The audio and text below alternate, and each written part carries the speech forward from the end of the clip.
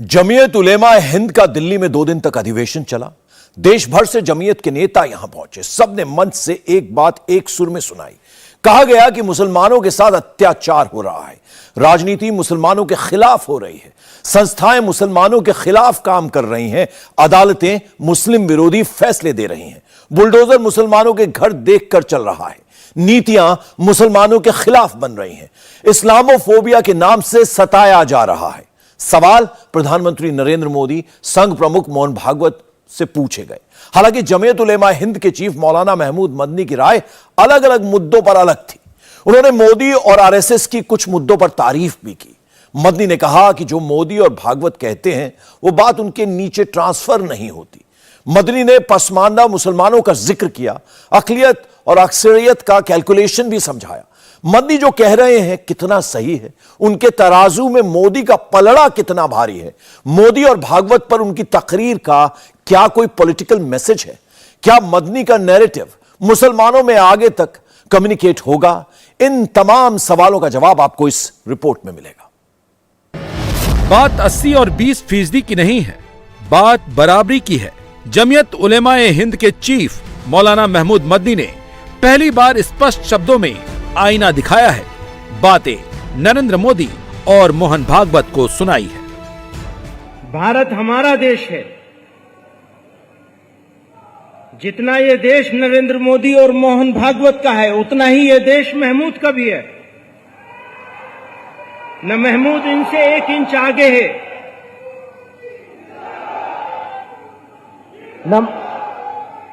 न महमूद इनसे 1 इंच आगे है, और न वो महमूद से 1 इंच आगे है।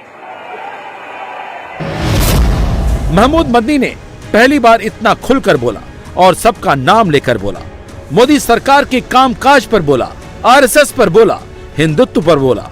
जो लोग हिंदुस्तान से सिर्फ हिंदू सनातन का नाता जोड़ते हैं, उन लोगों को सुनाकर बोला।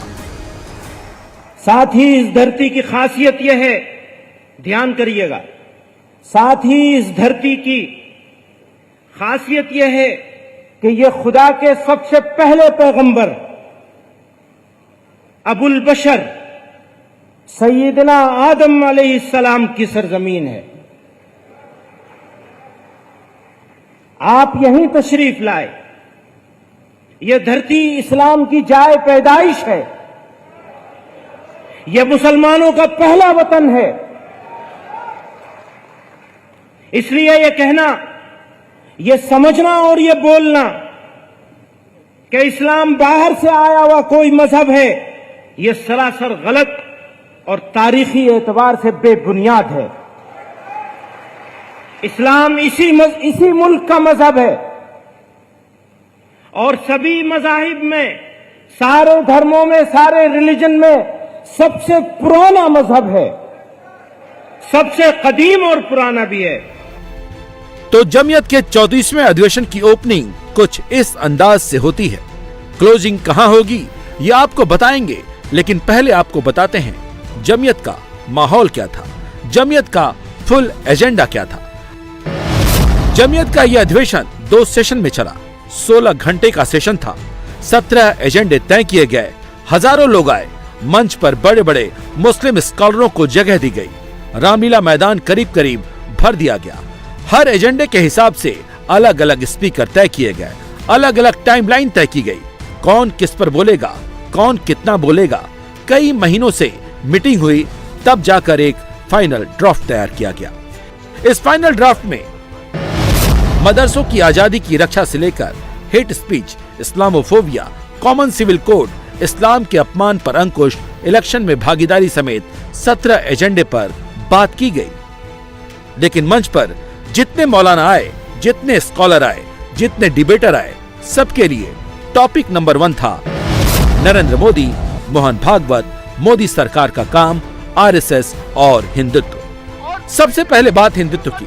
मौलाना महमूद मदनी जमीयत के चीफ हैं। उन्होंने जमीयत के मन से बहुत खुलकर बात की। कहीं से भी कोई बात डायरेक्ट मोदी के खिलाफ नहीं की और न ही मोहन भागवत के खिलाफ, लेकिन जो बातें की साफ और स्पष्ट की। हिंदुत्व की मौजूदा दौर में जो तशरीह की जा रही है और हिंदुत्व के नाम पर जिस जारहाना फिरकवारियत को फरोग दिया जा रहा है, वो हरगिज इस मुल्क की मट्टी और खुशबू से मेल नहीं खाती। हम यहाँ ये वाजह कर देना चाहते हैं कि आरएसएस और बीजेपी से हमारी कोई मजहबी अदावत नहीं है, बल्कि मजहबी या नस्ली अदावत नहीं है, बल्कि हमें सिर्फ उन नजरियात से इख्तलाफ है जो समाज के मुख्तलिफ तबकात के दरमियान बराबरी, नस्ली अदम इम्तियाज और दस्तूर हिंद के बुनियादी उसूलों के खिलाफ है। हमारी नजर में हिंदू और मुसलमान सब बराबर हैं। हम इंसान के दरमियान कोई फर्क नहीं करते और न नस्ली बरतरी को तस्लीम करते हैं। जमीयत उलमा की सदा यह पॉलिसी रही है कि भारत के तमाम शहरी बराबर हैं, इनके दरमियान मजहब की बुनियाद पर कोई तफरीक नहीं होनी चाहिए।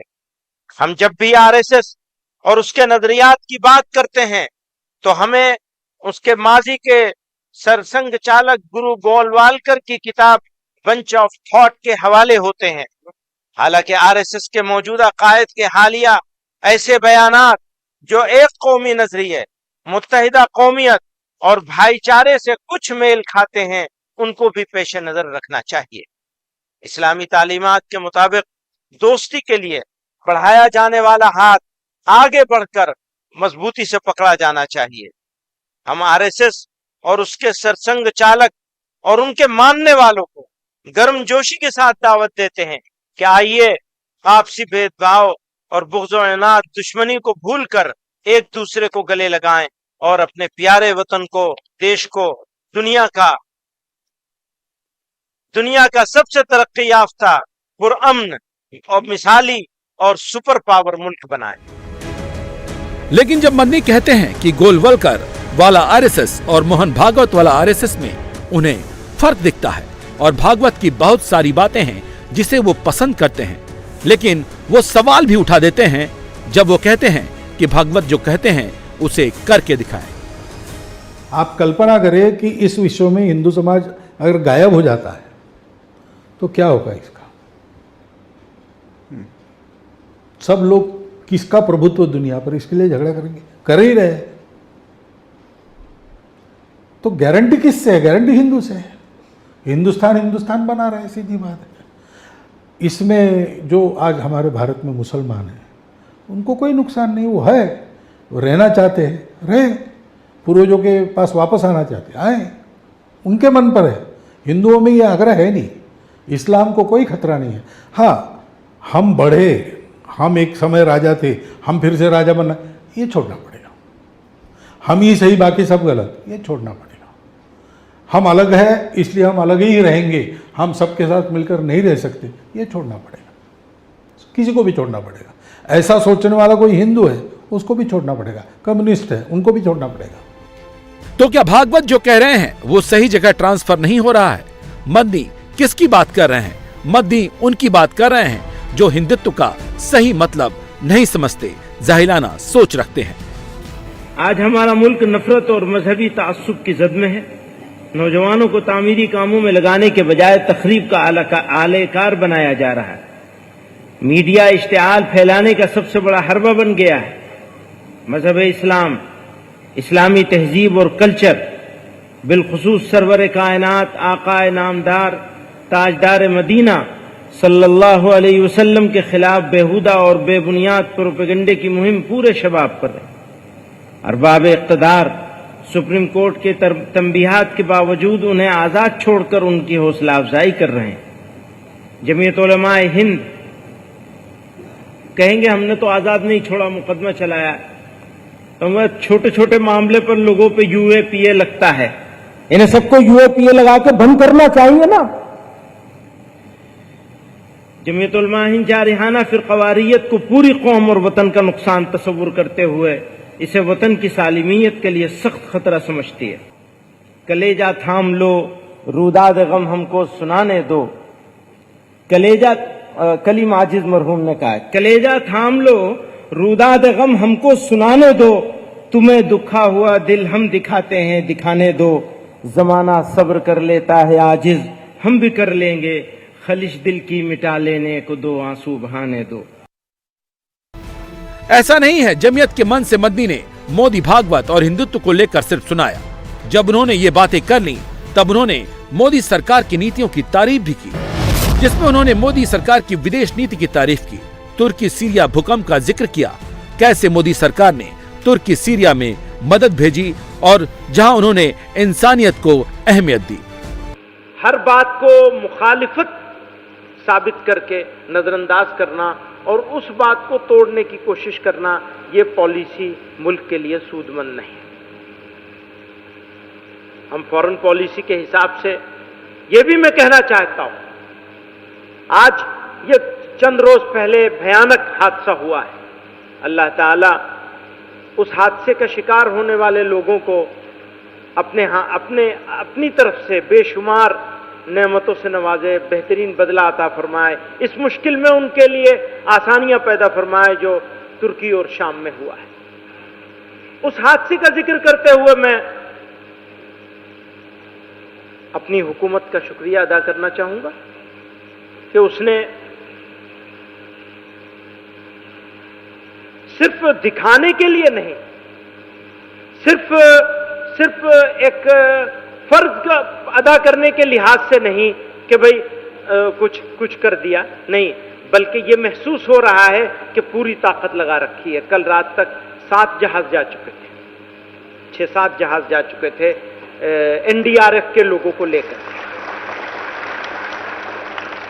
तो ये फॉरेन पॉलिसी का एक अच्छा हिस्सा है कि मुल्क ने मुसीबत में फंसे हुए एक मुल्क के साथ खड़े होने का इरादा किया और उसका ऐलान किया और उसमें पूरी ताकत लगा रखी है।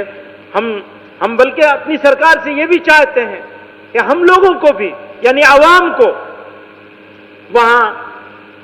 वहां उन मुल्कों में काम करने के रास्ते में जो रुकावटें हैं दूर करें और एक सिंगल विंडो सिस्टम बनाएं कि जो पब्लिक अपनी तरफ से खिदमत करना चाहे जाकर या भेजकर उसको सबको आसान कर दिया जाए। जो बात मदनी कह रहे हैं उसे उन लोगों को भी समझना चाहिए जो मोदी की बात करते वक्त मजहब का चश्मा लगा लेते हैं। मोदी ने जब तुर्की को मदद भेजी तो ये नहीं देखा कि तुर्की हमेशा से पाकिस्तान का साथ देता आया है, कश्मीर पर भारत का विरोध करता आया है।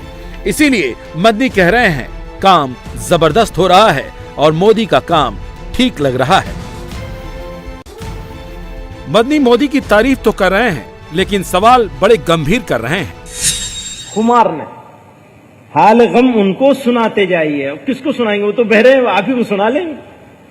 हाल गम उनको सुनाते जाइए, शर्त है कि मुस्कुराते जाइए, शुक्रिया लुत्फे मुसलसल का मगर, शुक्रिया लुत्फे मुसलसल का मगर, गाहे गाहे दिल दिखाते जाइए, गाहे गाहे दिल दुखाते जाइए, दुश्मनों से प्यार होता जाएगा, दुश्मनों से प्यार होता जाएगा, दोस्तों को आजमाते जाइए। जमीयत के मंच से मुसलमानों की फिक्र जताने वाले मदनी ने कई सवालिया निशान लगाए, जिसमें अदालती फैसलों में बाबरी मस्जिद के फैसले का जिक्र किया, नमाज पढ़ने को लेकर एक्शन की बात की, बुलडोजर की बात की, हेट स्पीच की बात की, मुसलमानों पर जुल्म की बात की, मदरसों पर उठ रहे सवाल पर चिंता जताई, धर्मांतरण को लेकर सवाल उठाया। लेजिस्लेचर का, एडमिनिस्ट्रेशन का, जुडिशरी का और मीडिया का। आगे चलिए, इंसाफ की हुक्मरानी। किसी भी महज़ब समाज के लिए अदल इंसाफ सबसे बड़ा मेयार है। अदल इंसाफ के बगैर बड़ी से बड़ी रियासत और बड़े से बड़ा मुल्क बाकी नहीं रह सकता। हर हुक्मरान का अव्वली फर्ज अपनी रियाया को इंसाफ मुहैया कराना है। मुल्क में अमन व अमान का क़याम और जराइम से पाक मुआशरे की तश्कील इंसाफ के बगैर नहीं हो सकती।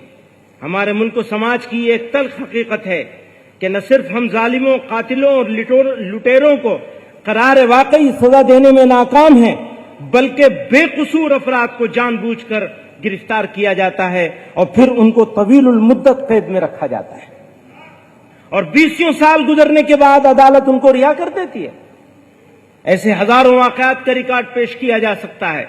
इसी के मद्देनजर जमीयत उलमा हिंद ने बेकसूर अफराद की रिहाई और उनके मुकदमात की पैरवी के लिए एक मुस्तकिल शोबा कायम किया है, जिसके जरिए निचली अदालतों से लेकर सुप्रीम कोर्ट तक हम हजारों अफराद के मुकदमात लड़ रहे हैं। यही हमारी तकदीर में रह गया है।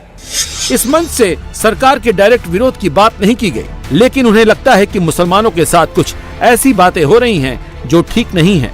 वो बातें जैसा मोदी कहते हैं, जैसा भागवत कहते हैं, जमीनी सच्चाई कुछ और है।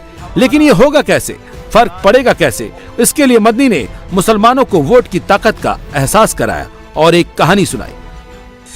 कल ही की बात है, कोई साहब कह रहे थे हम बोलते हैं कोई सुनता नहीं है, यानी सरकार के बारे में कह रहे थे सरकार सुनती कहां है हमारी। तो मैंने कहा सुनेगा कौन मेरी चाक दामानी का अफसाना, यहां सब अपने अपने पैरहन की बात करते हैं। वो क्या सुनेंगे जब आप ही नहीं सुन रहे, आपकी हम नहीं सुन रहे, हमारी आप नहीं सुन रहे, वो क्या सुनेंगे? आप इस गलतफहमी में मत रहिएगा कि हम यहां सुनेंगे, बोलेंगे जोर जोर से, वो हाथ हिला हिला करके, आस्तीन चढ़ा करके, और कोई जो है वो आपसे डर जाएगा। आप जितना जोर से बोलेंगे उतना उनका फायदा होगा और आपका नुकसान होगा। काम करने के लिए तो तैयार नहीं है। पिछले साल उत्तर प्रदेश में कोशिश की गई थी कि जिले जिले में, जगह जगह पे, मकाम मकाम पर लोगों को इनरोल कराया जाए, उनकी वोटर लिस्ट में उनका नाम के लिए इनरोल करने के लिए, जो जिसकी ड्राइव चलाते हैं इलेक्शन कमीशन ऑफ इंडिया, उस ड्राइव के तहत हमने कोशिश की थी। और जो साहब कोशिश करने के लिए भाग दौड़ कर रहे थे, बेंगलोर से आए थे, आखिर में उन्होंने कहा भाई आपके पास जो लोग हैं वो नारा तो लगा सकते हैं, काम नहीं कर सकते। ये निहायत अफसोसनाक, शर्मनाक, यहां बहुत सारे जुमले इस्तेमाल हुए इस खुतबे सदारत में, शर्मनाक किसके लिए? उनके लिए जो जिनसे हमारा डायरेक्ट कोई मामला नहीं है। लेकिन असल शर्मनाक हमारी खुद की सूरत हाल, हमारी जिली इकाइयां, हमारी सूबाई इकाइयां, सूबाई इकाइयों के तहत होने वाले काम और जिली इकाइयों के तहत कायम की जाने वाली नीचे की इकाइयां, मकामी। याद रखिएगा, अगर आपकी मकामी इकाई मजबूत नहीं है तो आपकी जमात मजबूत नहीं है। मकामी इकाई की हैसियत ऐसी होती है जैसे दरख्त में जड़ की हैसियत होती है। जड़ मजबूत तो दरख्त मजबूत। बिल्डिंग में अगर बुनियाद मजबूत है तो बिल्डिंग कायम रहेगी, बुनियाद कमजोर है, बिल्डिंग गई आपकी। मदनी की बातों का मतलब सीधा है, मुसलमानों की रहनुमाई के लिए सत्ता तक पहुंचना जरूरी है, जिसकी तादाद अभी उतनी नहीं है जितनी होनी चाहिए। 2014 में लोकसभा में 22 मुस्लिम सांसद पहुंचे, 2019 में 27। मदनी चाहते हैं कि ये आंकड़ा 2024 में और बढ़े।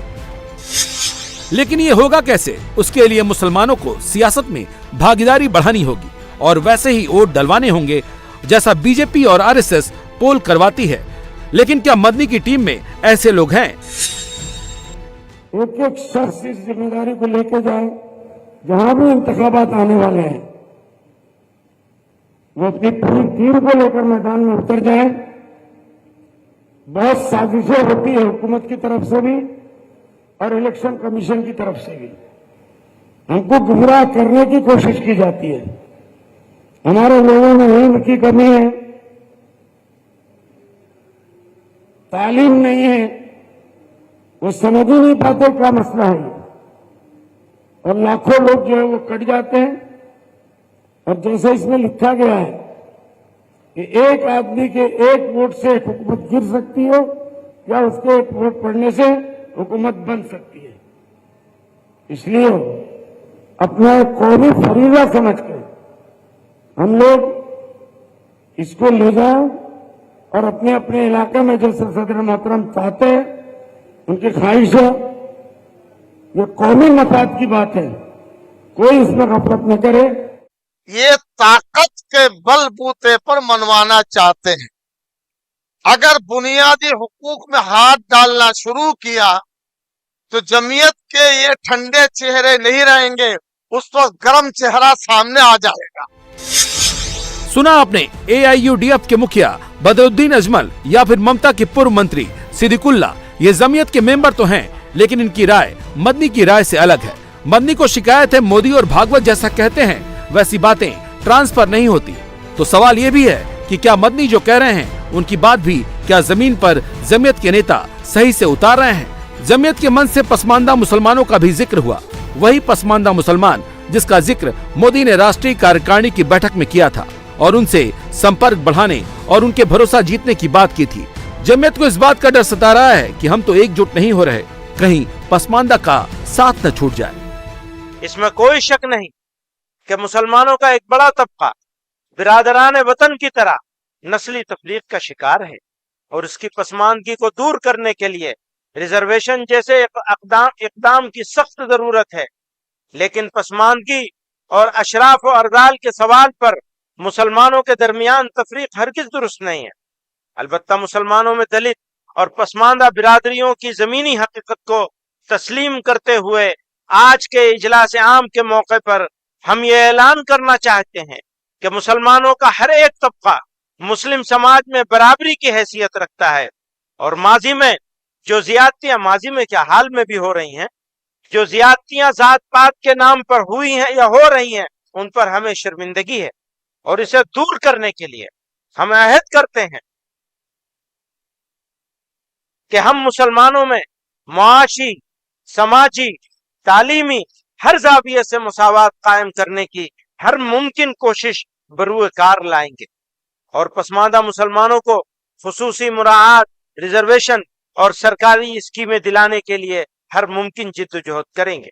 इंडिया टीवी हर वक्त हर जगह डाउनलोड करने के लिए सर्च करें India TV news Google play store या ऐप स्टोर पर।